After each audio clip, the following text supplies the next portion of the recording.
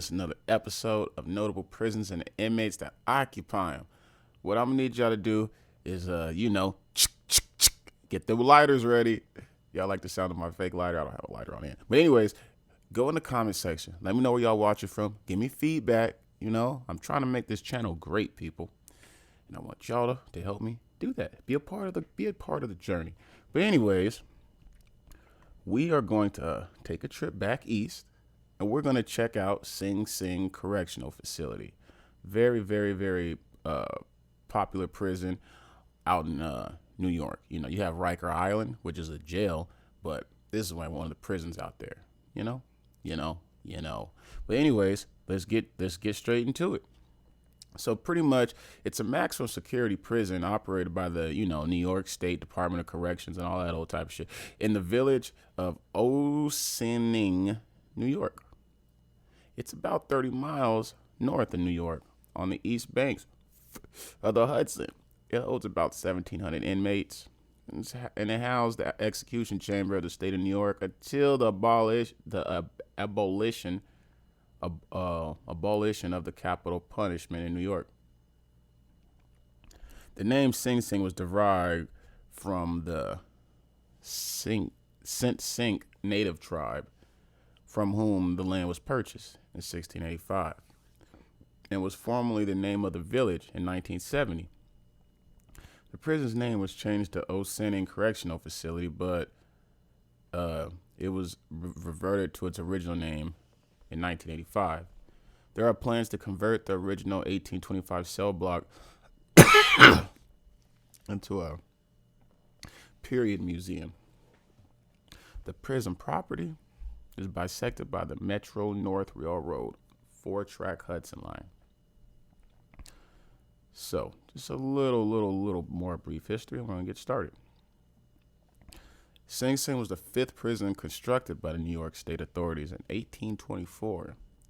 The New York legislative gave Elam Lenz, warden of Auburn Prison and a former United States Army captain, the task of constructing a new, more modern prison. Lenz spends months researching possible locations for the prison, considering Staten Island, the Bronx, Silver Mine Farm, and an area in the town of Mount Pleasant on the banks of the Hudson River. And and when it was opened in 1826, it was considered a model prison because it turned a profit for the state. By 1828, Sing Sing was completed. Lenz employed the Auburn system, which imposed absolute silence on the prisoners. The system was enforced by whipping and other punishments. It was John Lucky, the prison chaplain around 1843, who held the principal keeper of Sing Sing, Elam Lenz, accountable to the New York governor, William H. Seward, and the president of the board of inspectors, John Edmonds, to have Lenz removed. The dude had some crazy practices. But then again, it was definitely way back then, so times were different. And in total of 614 men and women, including 4 inmates under federal death sentences, were executed by electric chair at Sing Sing. Oh, they got old Sparky over there, huh? Hey, who remembers playing the 50 Cent game back in the day? And one of the weapon options, I think it was Big Sparky, a Little Sparky or something. But anyways, let's get to the list. There's some older inmates on here we might not have heard of, but there's some on here we might have heard of. So, first and foremost, Frank Abendando and Harry Maiwan. They were hitmen of Murders, Inc., and both of them got smoked in 1942. They executed them. Old Sparky status. Next, we have George Apple. He was a 19th century pickpocketer and a con artist. Pickpocketing. Do people still do that? Next up, we have Charles Becker. He was a NYPD lieutenant convicted of the murder of Herman Rosenthal and executed at Sing Sing in July 30th, 1915. Yeah, he's over dead. Like 107 years ago dead. Yeah, I think my numbers is right. Next, we have Maria Barbella, the second woman sentenced to death by electric chair. The sentence was later overruled, and Barbella was set free. So she got to live out her life back in the early 1900s. Next, we have Robert Birnbaum. He was convicted in 2000 of having murdered his estranged wife, Gail Birnbaum, 15 years earlier, and he was sentenced to life. Next, we have Louis Buchalter. Now, he was an American mobster and the head of Murder Inc., who served 18 months at Sing Sing for a grand larceny. On January 22nd, 1920, he returned to Sing Sing on a 30-month sentence for attempted burglary. But he was released March 16, 1922. And he was later executed for a murder he did in 1944. Yeah, Louis didn't learn his lesson. He was a little too turned up for his own good. They smoked him. Next, we have Elmer Trigger Burke. He was a hitman, meaning murder for hire, and he was executed in 1958. They knocked him off. Next, we have Louis Capone, Emmanuel Wise. They were also members of Murder Inc., and they were both executed in 1944. You know, pause real quick. I've always heard of Murder Inc. because, like, you know, Irv Gotti and all that. I didn't know Murder Inc. was an actual thing. It's pretty crazy, right? Right. Next, we have Frank and Harry Horowitz. They were accomplices in of the murder of Charles Becker, and they were all executed in 1914. A crew that apparently kills together get executed together. It's pretty crazy. Next up, we have Charles Chaplin. He was the editor of New York Evening World, popularly known as the Roseman of Sing Sing. And he was convicted of murder of his wife, and they sentenced him to 20-year to life term in Sing Sing. Did you know, like, in London, they have something called a whole life order? So if you get sentenced to life, you're going to do that whole sentence. I learned that on the last episode I did. But next we have Mary Frances Creighton, suspected serial killer and executed along with Everett Applegate in 1936. She was a housewife and a 36-year-old former Legion official.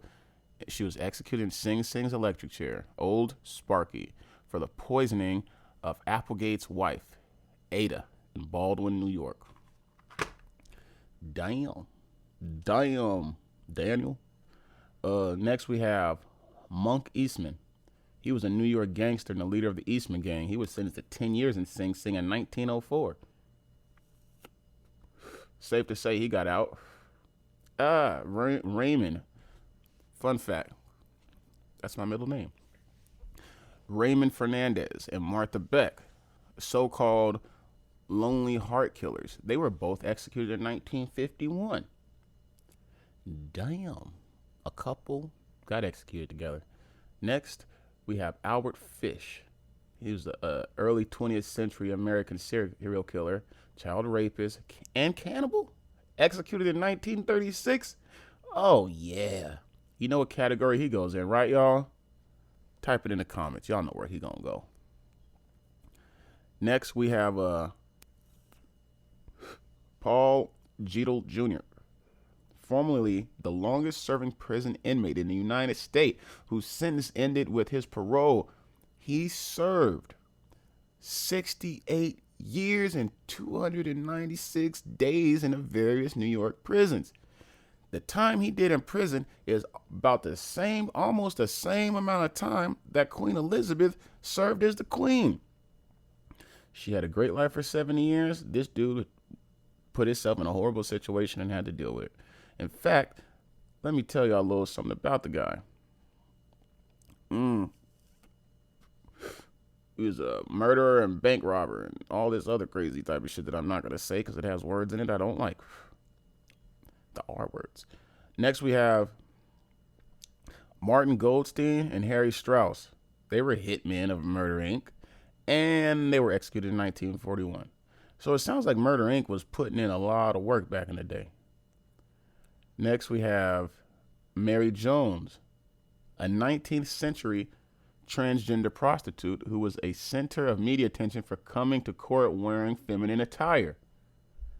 Dang, I wonder how that was back then. That's interesting. Next, we have Leroy Keith. He was a serial killer, and he was executed in 1959. Then we have Fritz Julius Kuhn. Fritz, that's one of them old school names. German former leader of the German American Bund. And he's incarcerated in Sing Sing for various times between 1939 and 1945 before they gave his ass the boot and sent him back to Germany. Next up, we have Angelo Lamarca, convicted of kidnapping and murder of Pete Weinberger, executed in 1958. Next, we have James Larkin. I went to school with someone named Jason Larkin. But anyways, James Larkin, political activist and union leader, sentenced to 5 to 10 years in Sing Sing for criminal anarchy in 1919. Criminal anarchy. That's a new one. I don't think I've ever heard that before.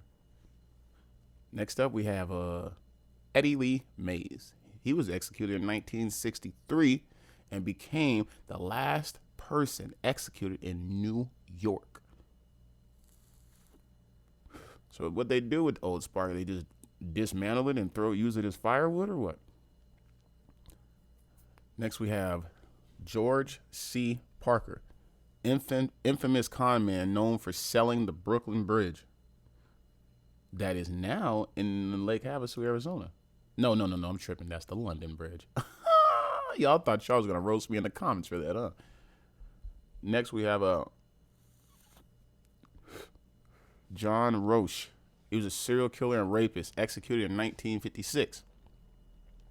Yeah, they definitely smoked the hell out of his ass.